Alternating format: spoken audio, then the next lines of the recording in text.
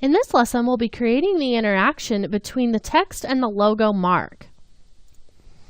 Okay, so we have a little bit of a problem just by copying and pasting the keys from our first letter to our last. And you can see that all of the letters that had that lower descender on the P's and the Y have gotten this strange alignment where they look like capital letters. But we can fix that really quickly and easily just by scrubbing past the animation, selecting the letters in question, just shift selecting those, and then pulling them down. And you'll see that they'll actually snap into place because of those rulers that we created.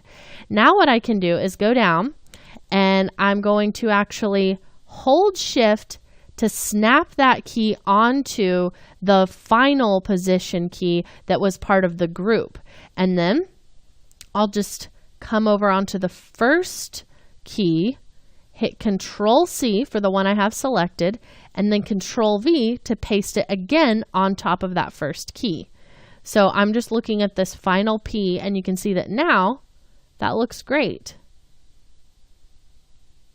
So that one goes up a little bit high, but no higher than some of the other letters do. So really no higher than the H goes.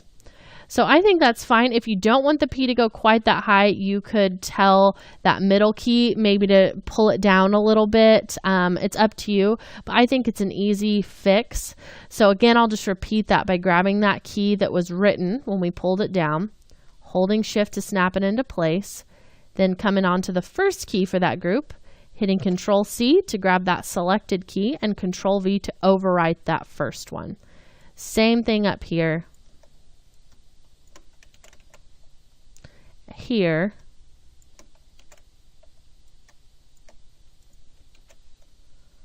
and here.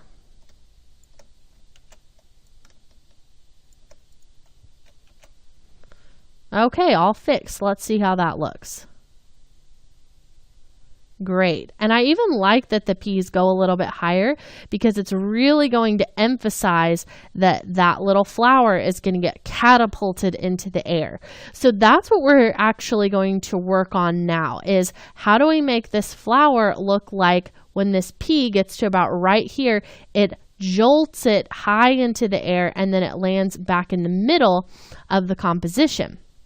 So what we need to do actually is pre-compose that flower again because we still have our flowers and leaves separate. So I'm going to unlock those, shift select the leaves and flowers, hit Control Shift C, and we'll call this flower mark. Okay. And then what I want to do is find that same frame where the P looks like it's just about to hit the flower right there. And we'll set a position key for the flower. So select it, hit the P key, and we'll hit that stopwatch.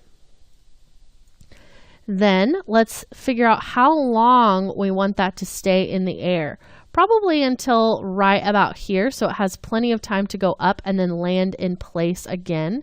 So we'll get that intermediate keyframe figured out here in a second, but this is where it's going to land is what we're figuring now.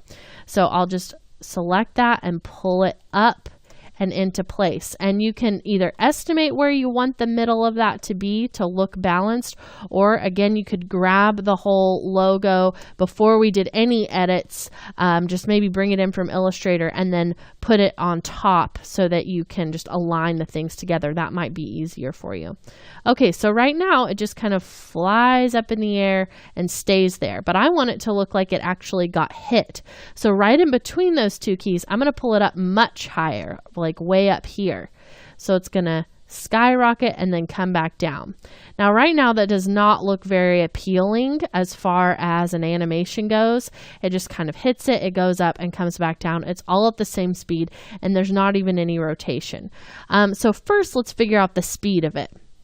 I'm going to go into my graph editor first, and that's going to help me to really change the speed of this. So I can do that, but first let's even give it a kick start by just easing those keys. So I'll select them all, go to Animation, Keyframe Assistant, and choose Easy Ease.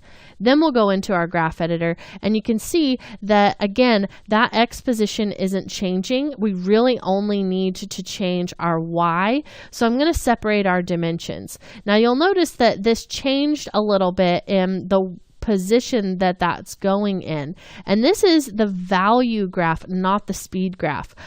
So I just kind of smoothed that out a little bit, but I want to actually come over here where it says choose graph type and options, and when I click that, that's going out of your view a little bit, but you can go down.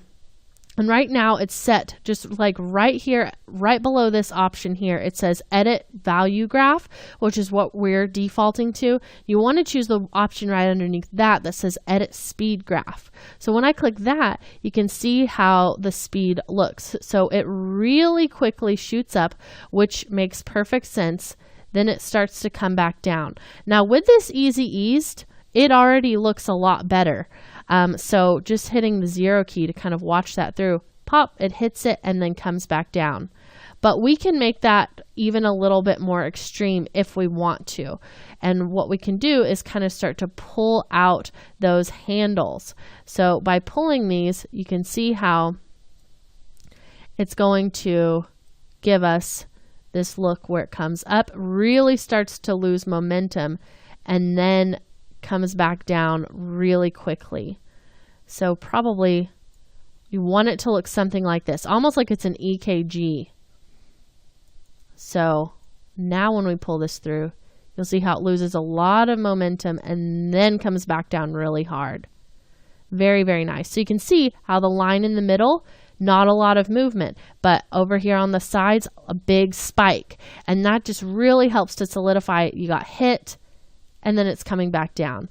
And if you wanted to, that might not even be long enough for you. You may want to make this have a longer duration. You may think that that looks like it comes up and down way too fast. If you want to add a little bit of time to it, but you don't want to try to pull this one over, then get this one back in the middle, you can simply select all your keys and hold Alt, and from whatever side you're pulling from, it's going to automatically redistribute that for you. So you can see how it's moving all of those.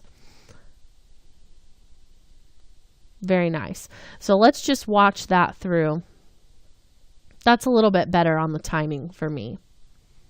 Okay, so I still think this needs a little bit of rotation overall to really help it look better. So let's come back in the next lesson and add just a little bit of rotation to the flowers as they go up and come back down.